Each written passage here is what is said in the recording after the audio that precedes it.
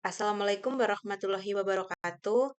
Yang terhormat kepada dosen pengampu mata kuliah Manajemen Sumber Daya Manusia, Bapak Saur Panjaitan SEMM dan teman-teman semuanya. Perkenalkan, nama saya Martia Eka Putri dari NIM 112310042. Di sini saya akan menjelaskan tentang pelatihan dan pengembangan sumber daya manusia. Seberapa penting sih pengembangan sumber daya manusia itu dalam fondasi kesejahteraan sebuah bangsa adalah manusia, modal insani yang dicirikan oleh pengetahuan, keterampilan, organisasi, dan motivasi mereka. Pendidikan dan pelatihan merupakan sistem-sistem utama yang menjaga dan meningkatkan modal insani sebuah bangsa. Kutipan dari William Johnson dan Arnold Parker. Selanjutnya, pengembangan SDM itu dirancang untuk membantu individu, kelompok, dan organisasi secara keseluruhan agar menjadi lebih efektif. Pengetahuan bertambah 2 kali lipat setiap 7-10 tahun. Kompetensi pekerja semakin cepat usang.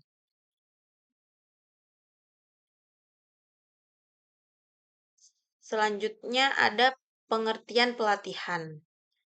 Pengertian pelatihan adalah upaya terencana dan sistematis untuk menyesuaikan dan mengembangkan pengetahuan, keterampilan, dan sikap melalui pengalaman belajar untuk mewujudkan kinerja efektif dalam suatu kegiatan atau rangkaian kegiatan. Kutipan Berkeley Capley tahun 1990. Lalu, pengertian pengembangan adalah upaya untuk membekali para karyawan dengan kemampuan-kemampuan yang akan dibutuhkan organisasi di masa yang akan datang. Kutipan Gomez, Meja, Balkin, dan Cardi, tahun 2007. Selanjutnya, ada tujuan pengembangan sumber daya manusia. Pertama, meningkatkan produktivitas kerja karyawan. Kedua, mencegah keusangan keterampilan. Ketiga, mempersiapkan pekerja agar dapat menjalankan tugas atau pekerjaan yang lebih tinggi jenjangnya.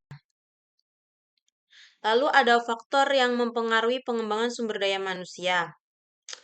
Ada dukungan manajemen puncak seperti komitmen dan penyediaan sumber daya. Lalu komitmen para spesialis dan generalis dalam pengelolaan SDM, seperti manajer yang memberikan dukungan terhadap proses belajar dan implementasi hasil belajar. Lalu, manajer sumber daya manusia membantu karyawan dalam mendapatkan pengetahuan dan keterampilan yang mereka butuhkan untuk melakukan pekerjaan dan mencapai sasaran pribadinya. Lalu ada perkembangan teknologi yang berupa perubahan dalam kompetensi dan persyaratan jabatan serta metode pelatihan. Selanjutnya ada kompleksitas organisasi, gaya belajar, dan kinerja fungsi manajemen sumber daya manusia lainnya. Lalu, penilaian kebutuhan pelatihan apa saja sih dalam pelatihan kerja itu? Ada proses pengumpulan dan analisis data untuk mengidentifikasi bidang-bidang atau faktor-faktor apa saja dalam organisasi yang perlu diperbaiki atau ditingkatkan agar kinerja pegawai dan produktivitas perusahaan meningkat. Lalu, angka kebutuhan pelatihan atau Training Need Analysis atau disingkat TNA pada dasarnya menganalisis kesenjangan atau gap analisis antara kinerja aktual organisasi dan karyawan dengan situasi yang dikehendaki atau diperlukan atau yang diharapkan. Lalu, tanpa TNA pelatihan hanya akan sukses di ruang kelas atau tempat pelaksanaan karena tidak ada kesesuaian antara pelatihan dengan kebutuhan atau tantangan yang dihadapi oleh perusahaan. Lalu, data dan informasi apa saja yang dibutuhkan dalam AKP ini? Satu ada latar belakang dan tujuan. Seperti untuk apa pelatihan tersebut akan dilaksanakan dan apa manfaatnya bagi organisasi. Yang kedua ada peserta. Ada syarat pendidikan, pengalaman, keterampilan dari peserta atau fasilitator. Yang ketiga ada pekerjaan. fungsi dan tanggung jawab, kinerja, dan kualifikasi yang dibutuhkan untuk jabatan tersebut. Keempat, materi pelatihan. Ideanya harus diperbarui setiap waktu. Lalu kelima, dukungan. Komitmen dari para manajer atau supervisor. Keenam, ada biaya. Biaya yang akan dikeluarkan untuk pelatihan harus efektif. Lalu penilaian kebutuhan pelatihan. Ada metode analisis kebutuhan seperti kuesioner atau angket, observasi, wawancara, fokus grup, pertemuan atau rapat, mempelajari data perusahaan, mempelajari uraian jabatan. Lalu tujuan pelatihan itu apa sih? Tujuannya bisa menyamakan persepsi, meningkatkan skill dan meningkatkan kinerja, produktivitas kerja, pelayanan kepada pelanggan. Lalu ada meningkatkan attitude, seperti meningkatkan dan memperbaiki moral karyawan, kemampuan memimpin, dan sebagainya. Lalu kesempatan untuk meningkatkan karir atau untuk jenis pelatihan tertentu, misalnya pelatihan kepemimpinan atau manajerial. Lalu prinsip-prinsipnya itu apa saja? Pedoman tentang cara-cara paling efektif yang bisa digunakan oleh seseorang untuk belajar. Prinsip ini bertujuan untuk mendorong proses belajar yang efisien, penyerapan materi untuk jangka waktu lama, dan penerapan keterampilan yang dipelajari dalam situasi pekerjaan. Lalu variabel penting sebagai prinsip pembelajaran ada 1.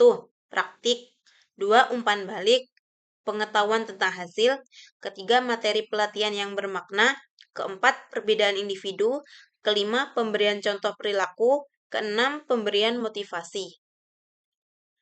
Lalu metode pelatihan apa saja yang digunakan? Ada 1. On the job training, 2. Understanding, 3. Job rotation, 4. Apprenticeship, kelima festival training, kelima simulation, ketujuh role playing, kedelapan behavior role modeling, kesembilan classroom method atau seperti ceramah atau konferensi, ke-10 in basket, lalu ada case study atau studi kasus. Lalu dalam pelatihan tuh harus ada evaluasi. Untuk mengukur manfaat pelatihan bisa ada pertanyaan seperti apakah terjadi perubahan setelah pelatihan? Apakah perubahan terjadi karena program pelatihan? Apakah perubahan itu mempunyai korelasi positif dan pencapaian tujuan organisasi? Apakah perubahan yang sama akan dialami oleh peserta baru dalam program pelatihan yang sama? Lalu ada budaya organisasi. Budaya organisasi merupakan nilai-nilai dan keyakinan yang dipegang oleh sebuah organisasi dari sejak organisasi tersebut terbentuk, tumbuh, dan berkembang. Ada 3 unsur pokok budaya organisasi. Yang ke-1, artifacts adalah struktur dan proses-proses organisasi. Yang kedua, exposed values, yaitu strategi, tujuan, filosofi organisasi, justifikasi, pendukung yang menyertai. Lalu ketiga, basic underlying assumption, yaitu kepercayaan persepsi, pikiran, dan perasaan yang disadari atau yang diterima begitu saja. Lalu ada pengembangan sumber daya manusia dalam lingkungan multibudaya. Ada manajer dan keragaman budaya yang harus menyadari dan memahami tentang keragaman budaya dan berperan sebagai pengelola perubahan budaya yang diperlukan serta berperilaku yang sesuai dengan kebutuhan. Lalu, mengapa cross-culture training diperlukan? Karena adanya gegar budaya atau kebingungan, disorientasi, dan gangguan emosi yang disebabkan masuknya seseorang ke dalam budaya baru mengakibatkan kegagalan ekspatriat dalam menjalankan bisnis. Lalu ada pendekatan dalam cross-culture training, yaitu pendekatan kognitif adalah program orientasi kebudayaan dan lingkungan yang memberikan informasi faktual tentang satu negara tertentu. Yang kedua ada pendekatan eksperiential atau role plays atau simulasi, film, praktik keterampilan dan pengalaman lapangan.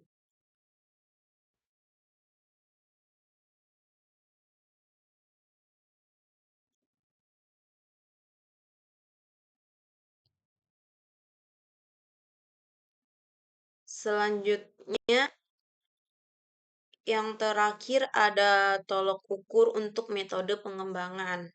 Yang pertama ada prestasi kerja karyawan, kedisiplinan karyawan, absensi, ada tingkat kerusakan produksi, alat mesin, ada tingkat kecelakaan kerja, lalu tingkat inefisiensi dan inefektivitas, lalu tingkat kerjasama dan inisiatif, lalu ada yang terakhir keputusan dan kepemimpinan. Berikut penjelasan materi dari saya tentang pelatihan dan pengembangan SDM. Bila ada kurang lebihnya, saya mohon maaf. Assalamualaikum warahmatullahi wabarakatuh.